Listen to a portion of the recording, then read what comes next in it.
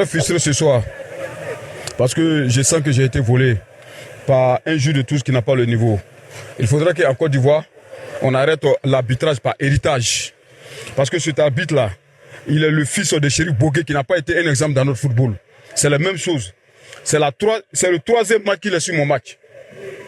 Il m'a fait des bêtises contre Zoma. Aujourd'hui encore, il vient répéter les mêmes choses. Vous aurez les images sur les réseaux sociaux. Vraiment, trop, c'est trop.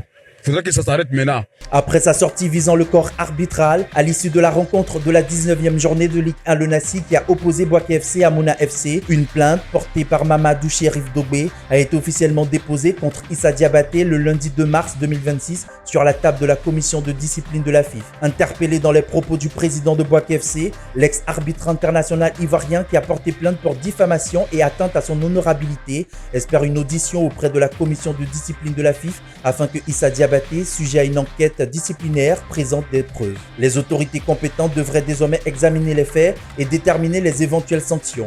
Une affaire qui relance le débat sensible autour de l'arbitrage dans l'élite du football ivoirien. Selon plusieurs sources concordantes, Walid Regragui s'apprêterait à quitter son poste de sélectionneur du Maroc après 3 années marquées par des performances historiques. Arrivé en 2022, le technicien de 50 ans a conduit les Lions de l'Atlas à une historique demi-finale de la Coupe du Monde au Qatar, une première pour une nation africaine et arabe. Son mandat restera également marqué par une finale de CAN en 2025, perdue face au Sénégal, première grande bataille dans une ère intense à la tête de la sélection. Parmi les probables successeurs, un nom inattendu se dessine, celui de Mohamed Ouabi, actuel sélectionneur des U20 marocains, passé notamment par Anderlecht. Pour l'heure, la Fédération royale marocaine de football n'a pas encore fait d'annonce officielle.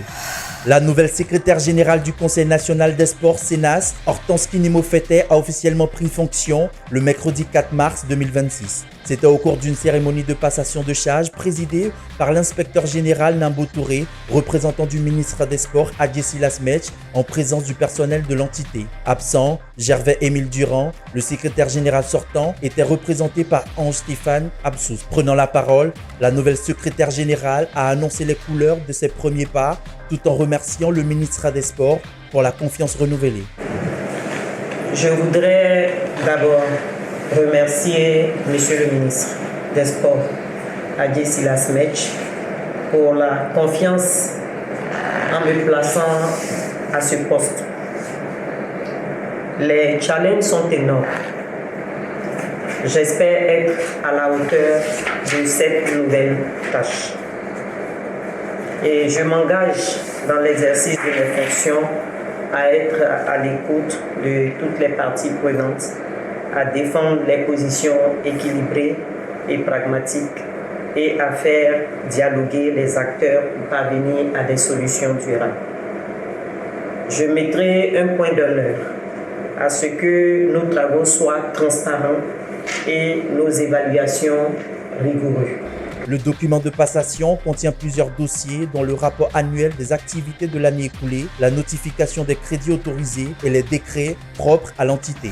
Absent lors de la fenêtre des qualifications de la Coupe du Monde 2027 avec la Côte d'Ivoire, Solo Diabaté s'est engagé avec l'ASC Ville Dakar, double vainqueur de la Basketball Africa League BAL, avec le Zamalek SC en 2021 puis l'US Monastir en 2022. Le meneur ivoirien apportera son expérience et son leadership au club dakarois engagé pour la 6e édition de la BAL. Du 24 avril au 3 mai, Solo Diabaté et son nouveau club, ASC Ville Dakar Club, affronteront dans la conférence Sahara les équipes de Al Ahly d'Égypte, le club africain de Tunisie, la JCA Kings de Côte d'Ivoire, les Mactown Flyers du Nigeria et le FIF Union Sport au complexe Prince Moulay Abdallah de Rabat. Les phases finales de la compétition se tiendront du 22 au 31 mai à la Beka Arena de Kigali au Rwanda.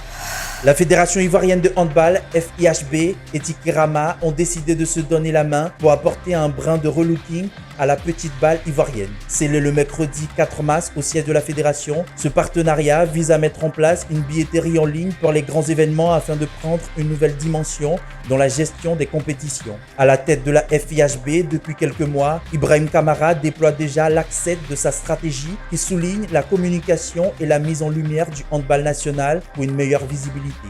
Nous, Fédération ivoirienne de handball, nous avons décidé de nous associer à ce qui est bien et faire en sorte que nous aussi, on puisse vendre nos produits.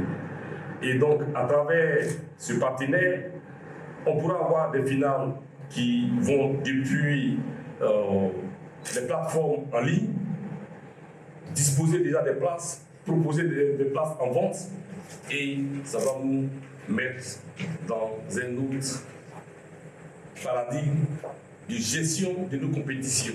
Nous l'avons dit dans la campagne que nous avons eu à faire, il y a le volet événementiel des activités de la fédération. Donc tout ce que nous avons fait doit avoir un volet événementiel.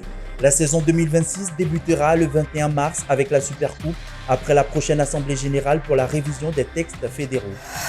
L'aventure s'arrête en huitième de finale pour Eliakim Koulibaly, le numéro 1 ivoirien qui avait réussi son entrée en lice au Challenger ATP 75 en dominant le français César Bouchlaghem en 2-7 maîtrisés 6-3, 6-2, a été éliminé le mercredi par Pavlovic Lucas. Opposé au joueur français, Koulibaly s'est incliné en 2 manches 6-4, 6-2. Une sortie prématurée pour l'Ivoirien physiquement diminué après s'être blessé à l'épaule lors de son premier match. Geste difficile, mais une fois réussi, le appelé GT peut être fatal pour l'adversaire. C'est sûrement ce qui a manqué au FC Barcelone pour assurer la remontada face à l'Atlético de Madrid.